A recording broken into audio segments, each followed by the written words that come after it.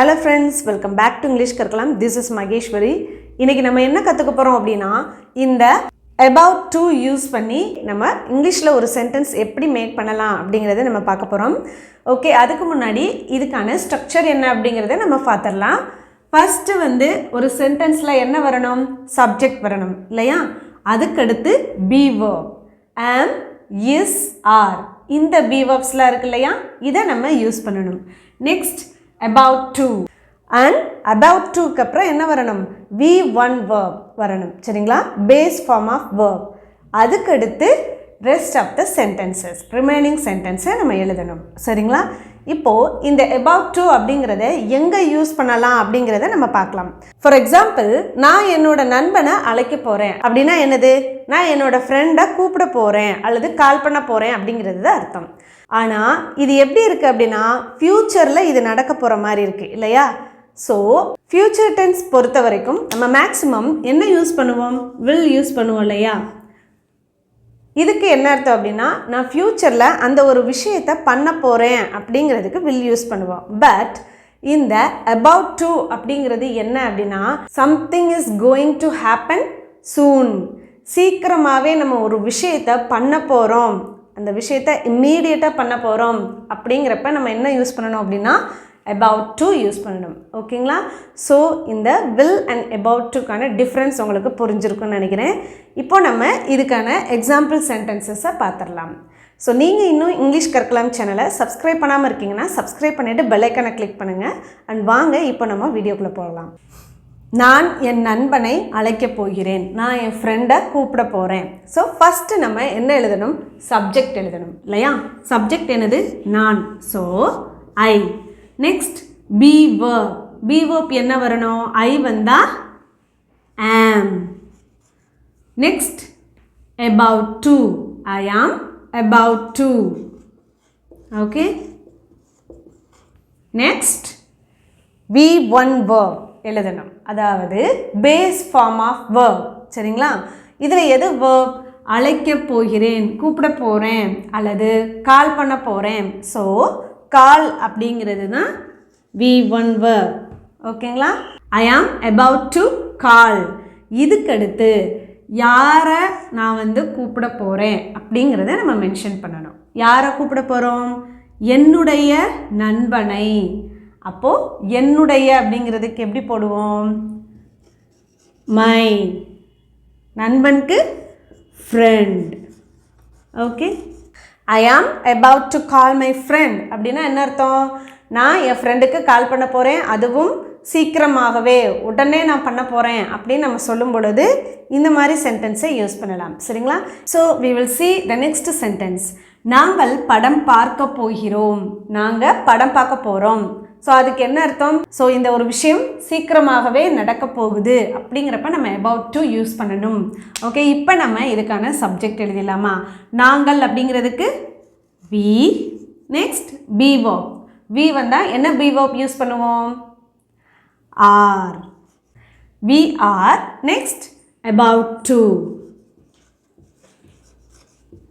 about to. இதுல verb என்னது? பார்க்க போகிறோம், அதாவது படம் பார்க்க போறோம் இல்லையா? அப்ப படம் பார்க்கறதை நம்ம எப்படி சொல்லுவோம் அப்படினா watch சொல்லுவோம் இல்லையா? we are about to watch. நாங்கள் பார்க்க போகிறோம். எதை? படம். அப்ப படத்துக்கு எப்படி சொல்லுவோம்? a movie. Okay, that's all. நாங்கள் படம் பார்க்க போகிறோம்.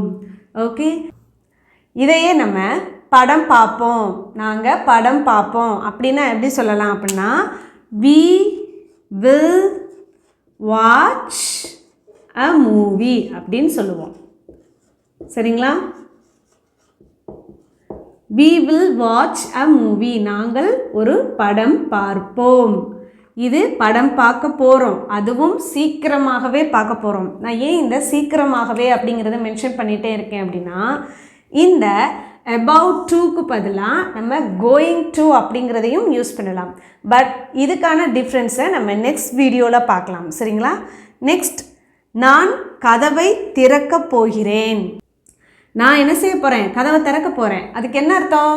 நான் அந்த டோர் ஸ்டெப்ல நிக்கிறேன், கதவை திறக்க போறேன். ஸோ இது நம்ம சீக்கிரமாகவே நடக்க போகுது, அதனால நம்ம about to யூஸ் பண்ண போகிறோம்.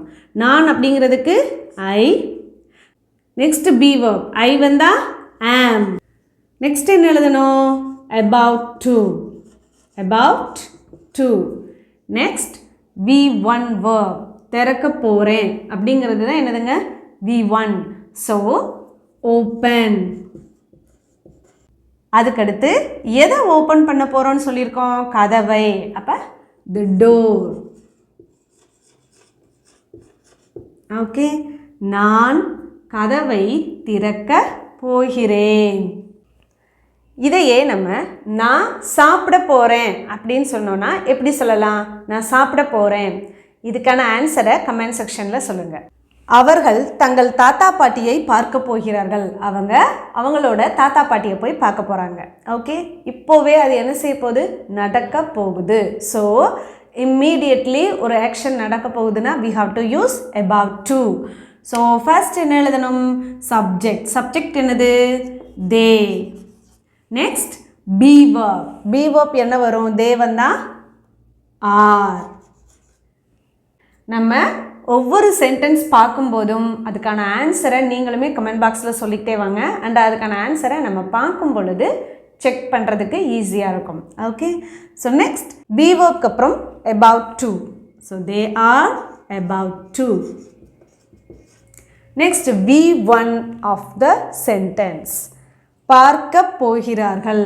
பார்க்குறது தான் என்னதுங்க இந்த இடத்துல ஆக்ஷன் வேர்ட். ஸோ இந்த இடத்துல பார்க்குறதுக்கு என்ன வரும் அப்படின்னா விசிட். ஓகேங்களா, தே are about to visit. Next யாரை போய் பார்க்க போகிறாங்களாம், தங்களுடைய தாத்தா பாட்டியை, அதுவும் தங்களுடைய. இந்த இடத்துல தங்களுடைய அப்படின்னா அவர்களுடைய அப்படிங்கிறது தான் அதோட அர்த்தம். So they are about to visit. அவர்களுடைய அப்படிங்கிறத எப்படி சொல்லுவோம், their தாத்தா பாட்டியை ரெண்டு பேரையும் சேர்த்து எப்படி சொல்லுவோம், நம்ம கிராண்ட் பேரண்ட்ஸ் அப்படின்னு சொல்லுவோம். ஓகேங்களா, grand parents. So they are about to visit their grand parents.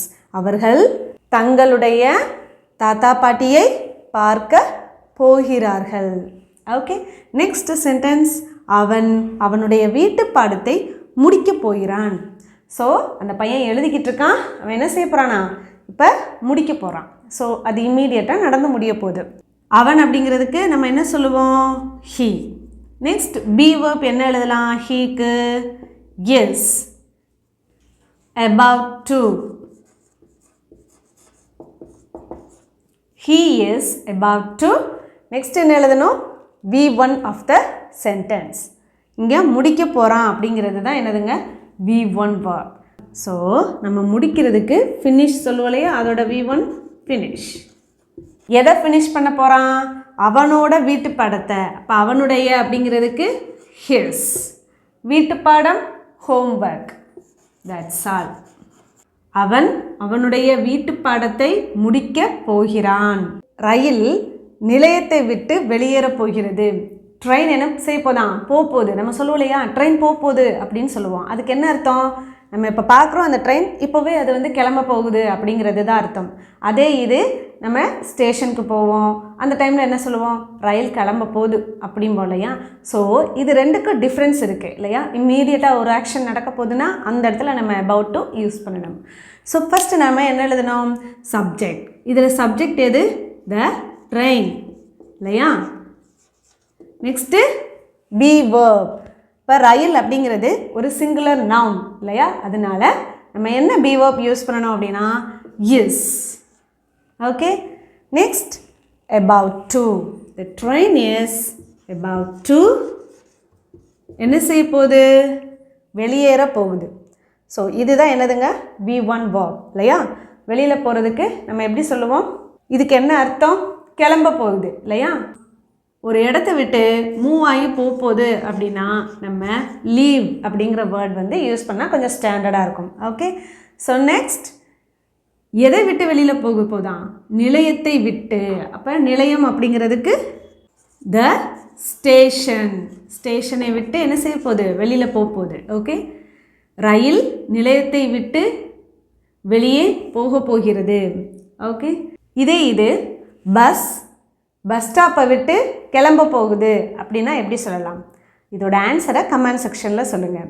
And next, நாங்கள் விளையாட போகிறோம். நாங்கள் என்ன செய்ய போகிறோம்? விளையாட போகிறோம். ஸோ இதுக்கு என்ன அர்த்தம்? இப்போவே நாங்கள் போய் விளையாட போகிறோம் அப்படிங்கிறது தான் அர்த்தம். ஸோ நாங்கள் அப்படிங்கிறதுக்கு வி. நெக்ஸ்ட் என்ன எழுதணும்? வி வந்தால் ஆர் யூஸ் பண்ணணும். Next about to.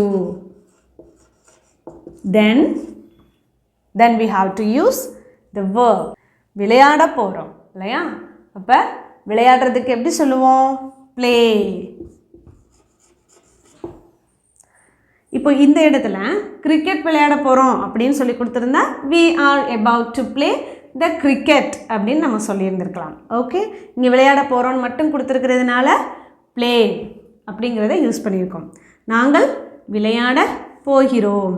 ஓகே, இதையே நாங்கள் பூங்காவில் போய் விளையாட போகிறோம் அப்படின்னா எப்படி சொல்லலாம்? இதோட ஆன்சரை கமெண்ட் செக்ஷனில் சொல்லுங்கள். So let's see the next sentence. பேருந்து வரப்போகிறது. அதுக்கு என்ன அர்த்தம்? இப்போ நம்ம பஸ் ஸ்டாப்பில் நிற்கிறோம். இப்போவே நம்ம கண்ணு முன்னாடி அந்த பஸ் வந்துருச்சு. அப்போ நம்ம என்ன சொல்லுவோம்? பஸ் வரப்போகுது அப்படின்னு நம்ம சொல்லுவோம் இல்லையா? பஸ் வரப்போகுது, இங்கே வா, வேகமாக அந்த பக்கம் வா அப்படின்னு நம்ம சொல்லுவோம் இல்லையா? அதுக்கு என்ன அர்த்தம்? நம்ம பக்கத்துலேயே அந்த பஸ்ஸு கிட்டத்தட்ட நெருங்கி வந்துருச்சு. இந்த மாதிரி டைமில் தான் நம்ம இந்த about to யூஸ் பண்ணுவோம். இதுவும் என்ன அர்த்தம்? படம் தொடங்க போகுது.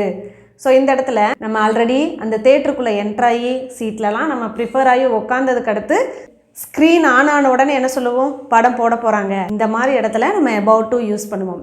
சரிங்களா? இப்போ நம்ம இதே எப்படி இங்கிலீஷில் சென்டென்ஸ் மேக் பண்ணலாம் அப்படிங்கிறத பார்க்கலாம். பேருந்து வரப்போகிறது. ஸோ ஃபஸ்ட் சப்ஜெக்ட் இல்லையா? அப்போது த பஸ். ஓகே, ஆன்சரை ஏன் கூடவே நீங்களும் ட்ரை பண்ணுங்கள். Next be verb. பஸ்ஸுக்கு என்ன பி verb யூஸ் பண்ணுவோம்?